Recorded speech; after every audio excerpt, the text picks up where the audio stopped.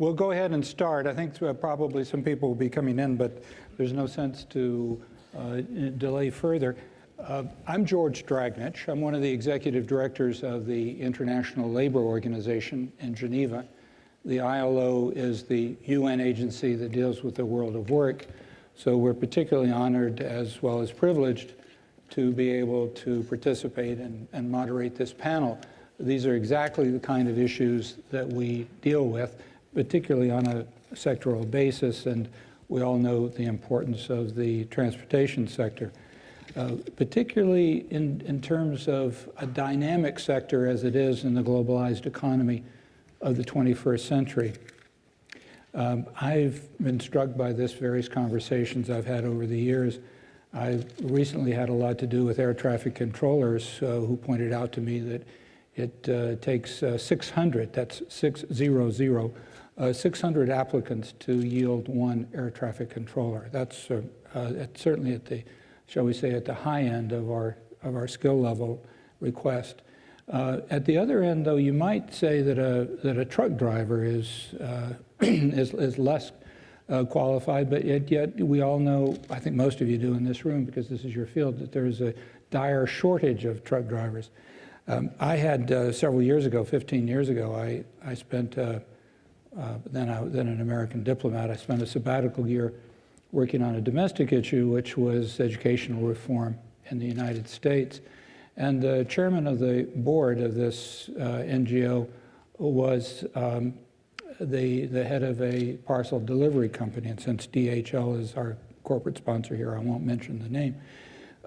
But this individual was there because he believed in education reform. And it surprised me, and I asked the question why, that somebody who was in the parcel delivery business would be so interested in educational reform. And they said, well, it takes 3 to 4 interviews of different people to yield one entry-level driver.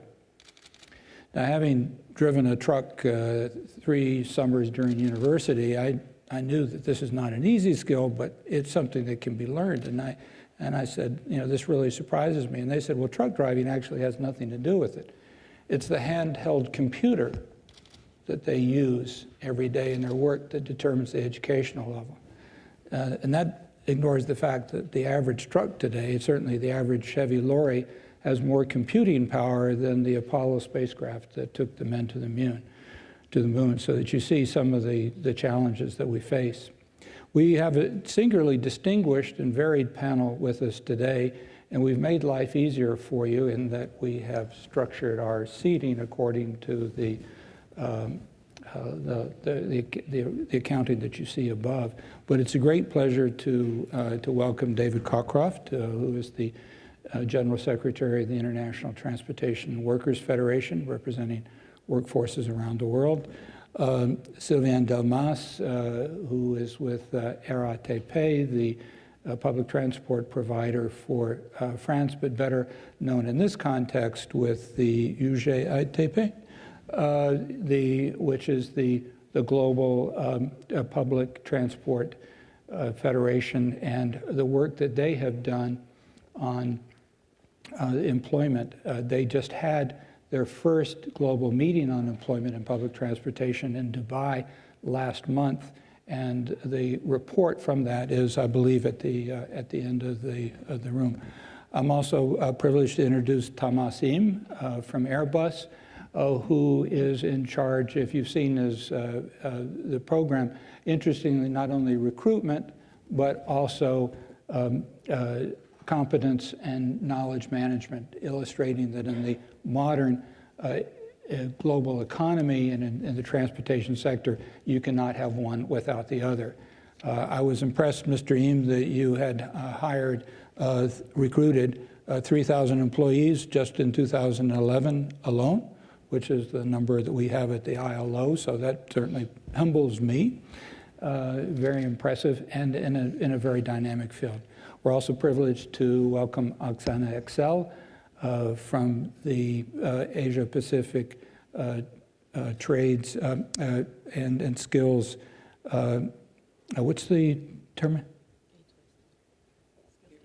Skills table. I'm sorry. Thank you very much.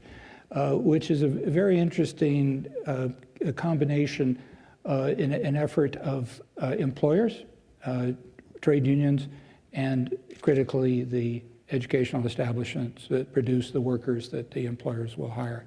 We also have with us William Millar, who is the head of the American Public Transportation Association. People who all have a global perspective, and please let's think globally. I think as we talked about this earlier, that we have a certain perhaps perspective or bias, but let's keep this open to every discussion. I would like, and indeed my participants, my panelists have specifically asked that this be interactive with you. And so the way that we might do that is, rather than just talking among ourselves, if during the course of the meeting that someone says something that you want to react to, raise your hand. We have people to bring you a microphone, and we can make that part of the process. And that may be better than just having a strict session where we talk among ourselves and then open it up to you. The more that we can do that collectively. I'd like to maybe perhaps turn to you, Oksana, and Oksana Exell, and talk about your work in Vancouver with British Columbia and the Asia Pacific Skills Platform. When you're talking about a cooperative effort between employers, trade unions, and educational establishments, that sounds like a great idea in practice, but I know from having worked at the ILO, well, I should say in theory, it often does not work in practice. I wonder if you could tell us exactly how you make it work. Obviously, if it was easy, we wouldn't need you. So, I mean, how do you make it work? Well, I think there's nothing like a little fear that brings people together, and I think that's a little bit behind what brought together this diverse group of stakeholders to form this organization.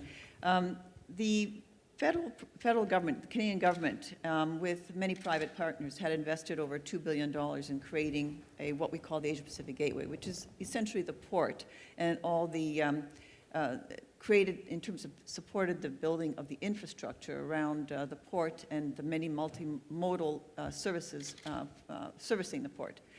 And in its wisdom, it really felt that it's great to build the infrastructure, but who's going to operate it? And knowing that there was a looming labor shortage, that we better get our act together very quickly, because it is a competitive world out there.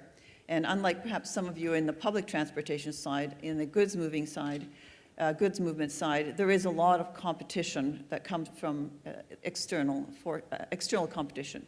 And certainly in our case, we were facing competition all along the West Coast border, from Portland, from Seattle, from Tacoma, from Portland, from LA Long Beach. And we knew we had to be really good. In fact, we had to be better than our competition.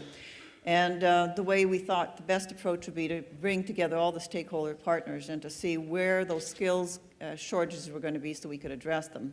And what happened, it's a very young organization, 2 years old, but what happened is that in a very short period of time, we recognized it wasn't so much a labor shortage, although there are still pockets of labor shortages. We soon recognized that we were dealing with a skills shortage, because as all good businesses have done through this last economic downturn, they've started to readjust, and we're finding that a lot of businesses are changing the way they've done things. They're improving their processes, they're bringing in new technology, they're becoming productive. But not necessarily hiring back the same number of employees they had prior to the economic downturn.